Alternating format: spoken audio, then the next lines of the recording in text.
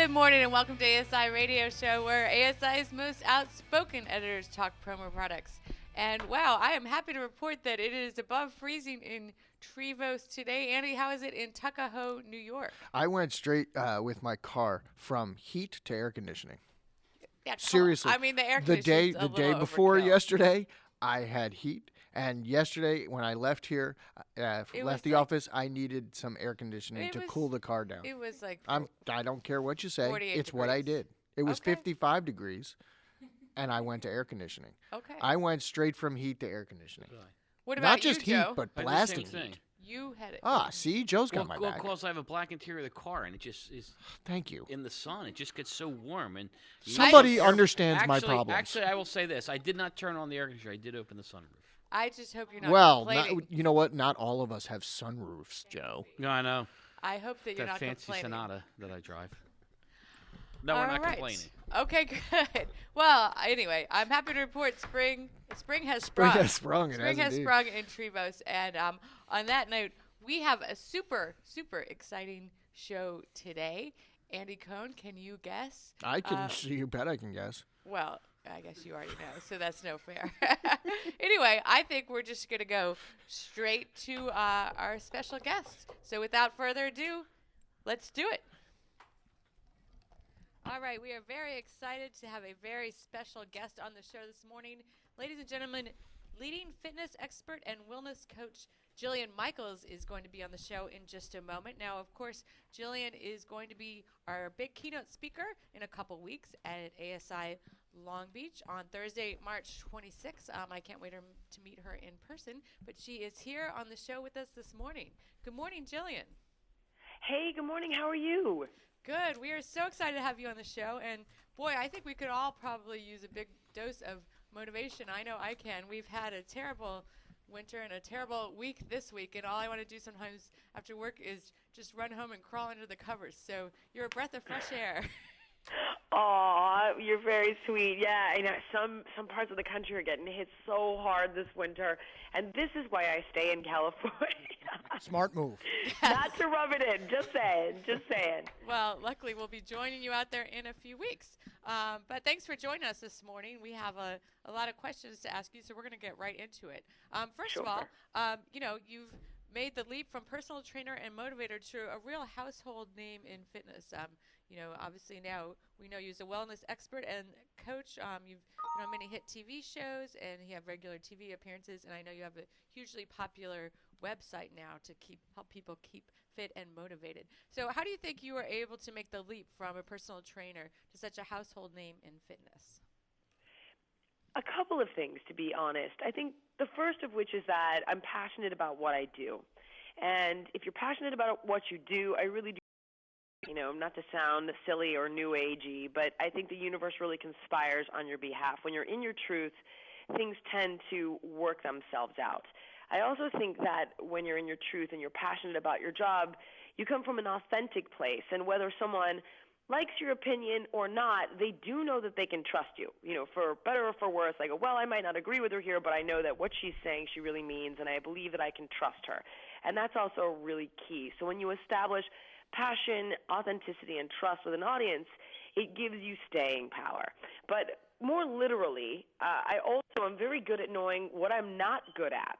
And while I'm great at my job with regard to fitness and nutrition, I'm not a great businesswoman, and I think it's really important when building a business to know your weaknesses and know your strengths and have the ego strength to bring individuals on that are strong where you're not.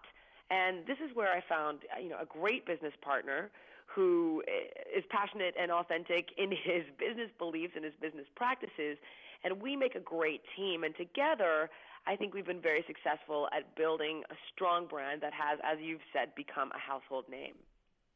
All right, Jillian, it's Joe Haley. You're a huge international brand, as we all know, and you motivate millions of people. My question is, what 3 tips can you share with our listeners about building a consistent, exciting brand that keeps prospects and customers excited and engaged? Okay. Well, first of all, I think that you always have to look for the following. When providing a product, a program, etc., it has to be something that is cost-effective, accessible, and quite honestly, simple, easy to use, simple to follow, simple to understand. So when you've got those elements where it's like, okay, it works, I can understand it, I can follow it, I can find it, and I can afford it, that's key. Because if you don't have those things, obviously, even one of those things, somebody's going to say, all right, well, I can't find it, afford it, et cetera, or I tried it and it's too complicated, I can't stick with it, then you're out of the game already. So it's very important to make sure that you've touched upon those things. I also think it's critical that you have a direct connection with your consumer. They can reach you. They can give you feedback. Feedback is critical because it tells you right away what's not working, what's broken, what needs to be fixed. And a lot of people don't like to hear, quote, criticism. But critiques are really critical because they tell you where there's room for improvement. And the goal should be, again, have no ego, always look to improve, make the product better, make yourself better. And then I think innovate. Innovation is also important. I'm not looking to reinvent the wheel, but I am looking to constantly access all the new tools that are made available to me. So whether it's technology, and we're reaching people through apps now, be nimble, be able to evolve and stay current with the times.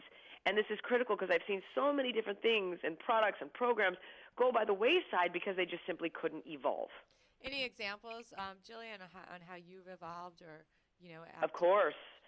Sure. Like the DVD business, for example. The DVDs are, they got a foot out the door, very much like CDs did back in the day. Everything's digital, everything's download, and, people, very unfortunately, they pirate content. Digital content is available online, and it's, it can be stolen, and I think we all know this. And so the fitness industry has taken a really big hit on things like this. And people who won't evolve and won't accept where the times are going go out of business very quickly. And so then it becomes, all right, how do we offer content to people based off of an advertising model where we say, okay, let's offer our back catalog for free. We can bring the eyeballs over to our site, and then we can constantly create new content, and maybe there's an upcharge, or maybe there's a, hey, try this supplement to go along with X, Y, or Z, or maybe there's a piece of equipment that you can create for a new workout. But if you aren't able to evolve and be nimble and accept the reality of the world you're living in, then you're done from go. So, Jillian, a lot of our listeners, like all people in business, have to overcome certain challenges or roadblocks in maybe not just their professional life, but also their personal life. So what do you think is the first step to kind of reversing a string of negative actions and to really getting back on track to achieve your goals? I think most importantly, you need to, identify the negative actions.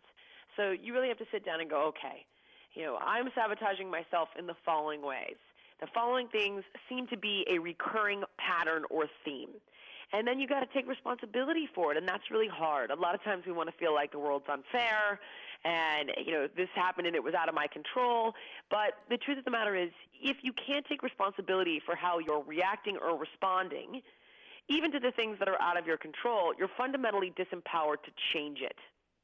So even if the world is unfair, and it is from time to time, and things happen that are out of your control, and they do all the time, how you choose to handle it or respond is what's going to make the difference between being successful and being unsuccessful. So it's identifying what role you're playing, what themes you see recurring, taking responsibility for your actions, and then maybe getting some feedback from a coach or an expert and saying, all right, how can I reapproach this situation more intelligently the next time around? Jillian, do you have any examples of how you've hit roadblocks and kind of use these tactics to progress? Sure. I can think of, so for example, I've always wanted to evolve the brand because I see fitness as a means to help somebody build a better life. But I'm not particularly passionate about lunges. So I always wanted a platform where I could say, look, fitness is great. It's one facet of healthy living. But let's broaden out the conversation and look to become better parents, better spouses, better people, happier and healthier individuals, et cetera. And unfortunately, I pigeonholed myself so much with Biggest Loser that I really had to look at, okay, you know what, this platform served its purpose. The time has come and gone for this. And if I want to evolve my brand, I'm going to have to step away from this. And while it's safe and it seems secure and it's a sure thing and it's paid the bills and I also have to look at, you know what, I allowed this platform to define me, and it's my job now to step away from this platform and really show people everything that's been going on behind the scenes, the broader picture of everything that goes on with building not just a healthy body but a healthy life. And I had to look at that, and I had to take the risk, and I had to take the leap. And so far it's been working out really well, but it's scary. It's not an easy thing to do. And that was that Biggest Loser persona had been a huge roadblock for me for the longest time, and only now am I starting to just now begin to have new television shows where I'm working with business entrepreneurs and expanding that conversation, so to speak, in books and radio and TV, et cetera.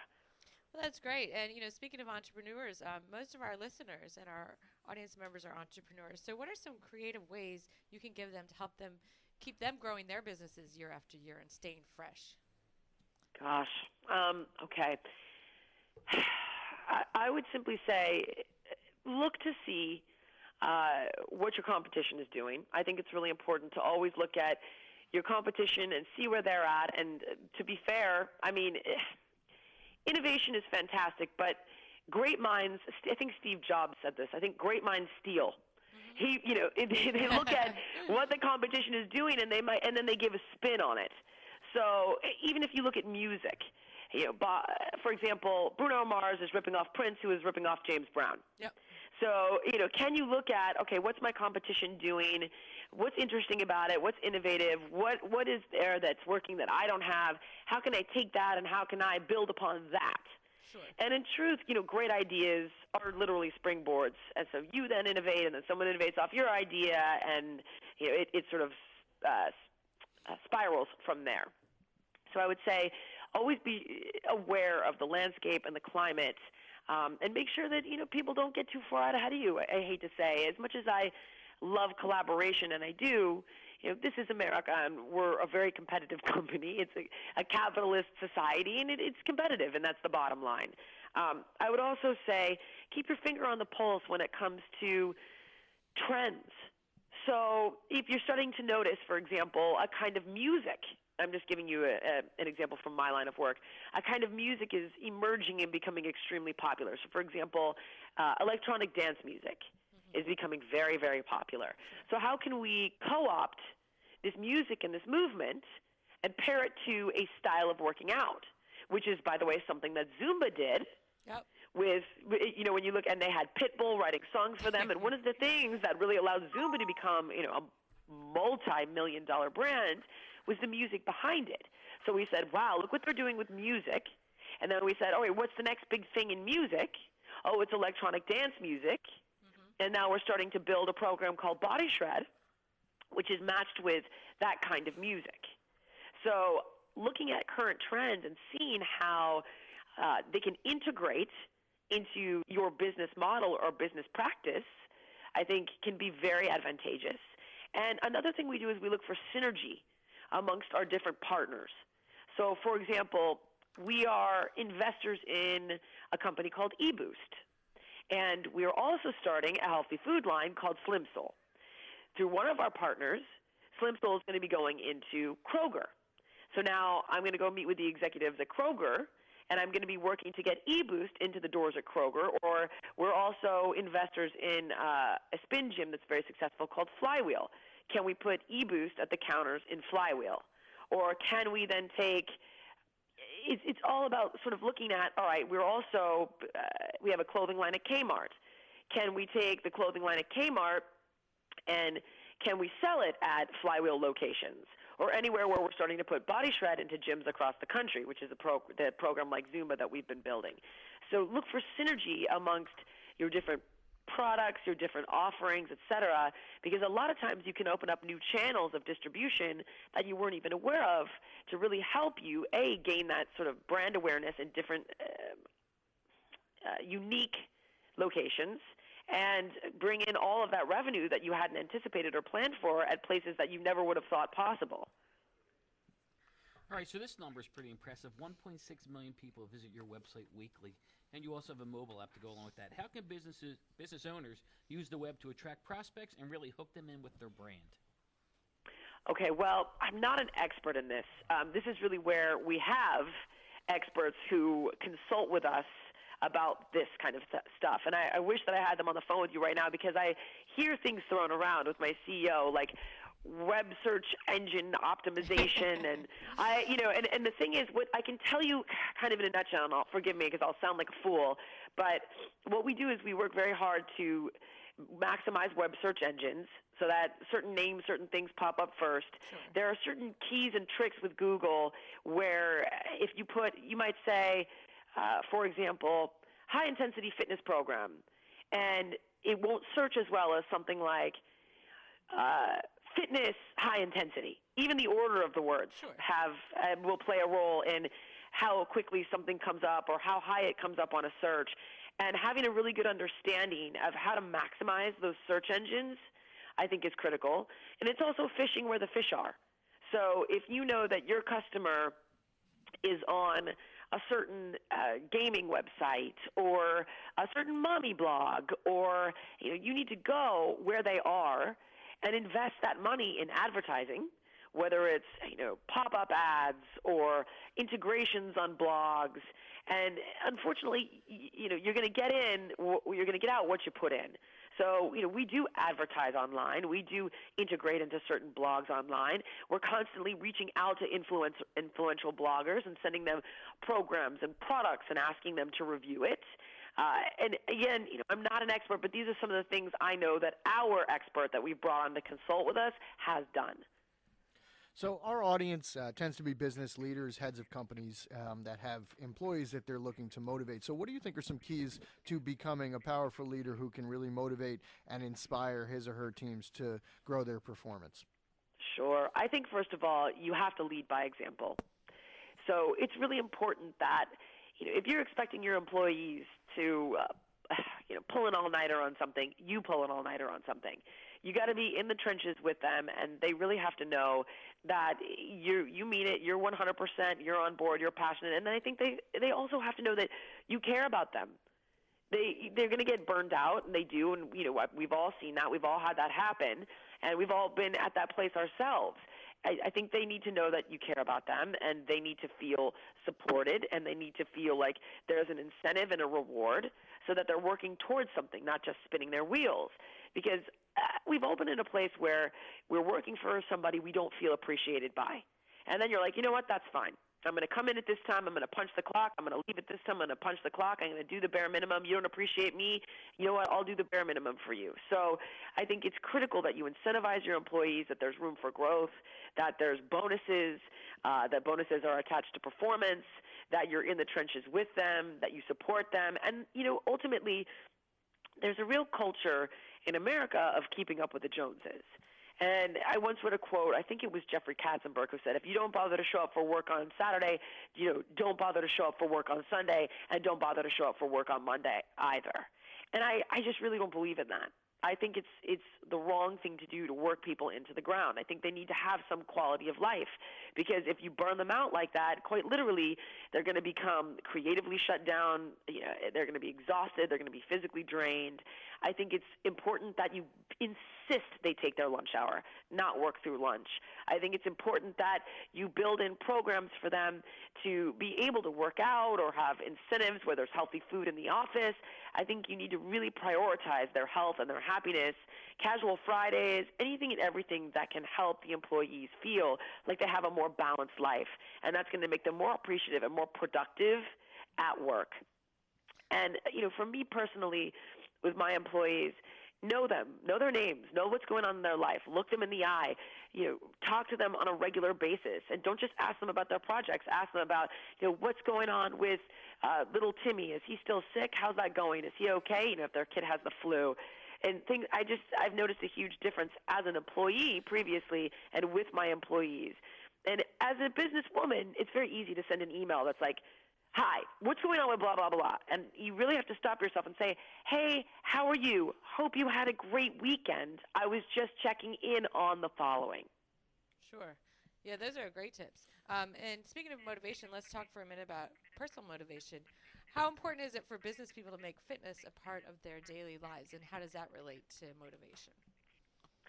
For me, I've always believed that fitness is transcendent. When we feel strong physically, we feel strong in every facet of our lives. And I think an individual who is healthy is going to have more energy, is going to have more confidence, and those things absolutely do transcend into not just your business life, but your personal relationships. Really, every aspect of your reality is going to be influenced by your health and your strength, so to speak. So I think that really finding that work-life balance where you're taking care of yourself, you're getting in, at least 3 workouts a week, preferably 4. You're eating better, not perfectly, but better. You're not sitting at your desk eating a 2,000-calorie burrito over lunch. Right. You know what I mean? You're just sedentary all the time. I think that even having, I knew this one CEO that would have hiking meetings, and I thought it was genius. They would all go for a hike and brainstorm with a recorder. And this way they were kind of out, they were exercising, they got the creative juices flowing. And I think it's just critical when it comes to energy level, overall happiness, confidence. I think it plays a really important part. I agree with you, and I'm going to follow up with a very self-serving question, which I'm sure you can relate to because I know that you have children. But so I'm very busy at work, and mom of 3 children. So, 3. Ooh, I can find it tough. difficult to find the time to exercise. Any tips for someone like me? And I know there are lots of people like that. Yeah, there are. Okay, I take a hybrid approach. I like to come at it from many different angles. So the first of which I would say, get some programs where you can exercise at home, where whether they're digital downloads or DVDs, and maybe once a week, maybe twice a week, do one before work or after you get home and put the kids to bed. Or even, by the way, my kids just run around and scream if I'm working out in the living room. They just, they're they go nutso and they run around and they make fun of me and, whatever. It's not ideal, but I get my 30 minutes in, I get it done, and, my daughter makes fun of my push-ups, and my son then pushes my daughter, and I just, whatever, I let them work it out. So, I get at least 1 or 2 in that way. If you have a spouse or a significant other, trade off once a week and say, okay, I'll go for a run on Monday or I'll go to the gym on Monday night. You go on Wednesday, I'll watch the kids. So this way you've gotten maybe 2 in. See if you can squeeze 1 in on a lunch hour, maybe 3 in. And then also, is there a grandparent, a family member, a babysitter that you can have watch the kids on Saturday so you can go to that spin class or you can go to that whatever it might be, that yoga class that you enjoy. And there are other gyms, even for example, Lifetime Fitness is a great, they call themselves a wellness destination, where they have daycare. Yeah. Is there a gym you can afford, you can belong to, or you can take the kids and they can go play for an hour on a Saturday and you can get a workout in? Because more and more you're starting to see fitness facilities offering those options. So, just a few things, a few different ways of approaching it. But I would say first and foremost, the number one reason moms cite for not taking care of themselves is guilt. And I think that's what's really behind it, because I do believe people can find, those 4 half hours a week, but they don't because they feel guilty. And they feel like every spare moment should be spent with the kids. But I would simply say, when you're strong and you're healthy, your kids will be happier and healthier and better supported, and you'll be a better role model. And try to remember that it's not all or nothing. And a healthy life is a balanced life. So sorry, dogs. I have dogs. What kind of dog do you have? We've got 3 dogs. We all rescue dogs, so they're all sort of mutts. But one's like a Chihuahua mutt, one's an Italian Greyhound mutt, and one's like a Pit Bull Shepherd mutt. So yeah, it's just it's a zoo over here, quite literally. Awesome. Now I've been guilted into having to go to the gym and taking a dog. Jillian, you have a black belt in martial arts, which requires a lot of discipline and dedication. How can you channel that type of discipline to set and achieve extreme goals? I feel that it's funny that you say that, because I just got my son into martial arts, and I'm watching him learn for the first time patience. And it's fast. He's almost 3, but he's learning to, I have to actually stand here and wait my turn, which is just, he normally will just run around and go bananas instead of just standing there. And I was like, wow, this is, because I've always cited martial arts as being transformational for me, not physically, which it was, but more so on an emotional and psychological level. And I'm now starting to see the ways that it influenced me that I never appreciated before. And I'm a very impatient person, but the very little patience that I have established, I think, was established in martial arts. And I think that it gives you patience, but fortitude, the ability to take a hit and get back up, which is so critical because in many ways, success is a matter of attrition. Getting knocked down, but then getting back up and not being afraid to get knocked down again, saying, all right, how can I learn from this mistake or this experience, innovate, and then approach more intelligently the next time around? And I think that martial arts really did give me that. It gave me that fortitude and that discipline and that ability, that inner strength to take a hit, sustain a bruised ego, and reapproach. All right, Jillian, before we let you go, we always ask our guests about the promotional products that they receive in their life, as we're in the promo products business. So we know you go to a lot of events. What's the coolest swag bag item that you've ever received? I'll be honest with you. This is going to sound crazy, but I kind of have issues with swag as a person who has enough in the world. I find it really irritating that they take somebody who has it all and then give them more.